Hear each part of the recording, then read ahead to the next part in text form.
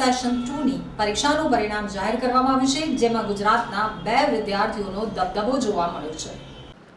જી main session 2ની પરીક્ષાનું પરિણામ જાહેર કરવામાં આવ્યું છે. તો નેશનલ ટેસ્ટિંગ એજન્સીએ 24 એપ્રિલની મોડી રાત્રે જી મેઇન 2024નું પરિણામ જાહેર કરી દીધું છે.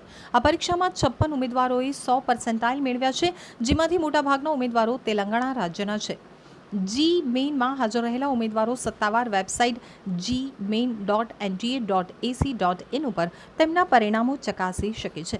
કુલ 56 ઉમેદવારોએ પરિણામમાં 100 NTA સ્કોર્સ મેળવ્યા છે.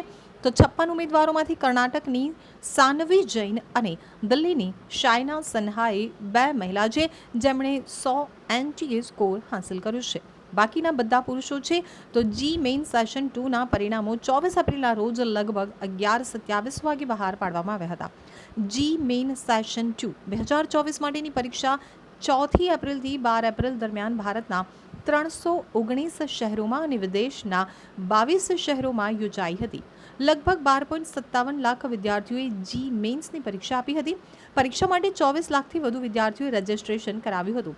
પરીક્ષા આસામી, બંગાળી, અંગ્રેજી, ગુજરાતી, હિન્દી, કન્નડ, મલયાલમ, મરાઠી, ઉડિયા, પંજાબી, તમિલ, તેલુગુ અને ઉર્દુમાં લેવામાં આવી હતી.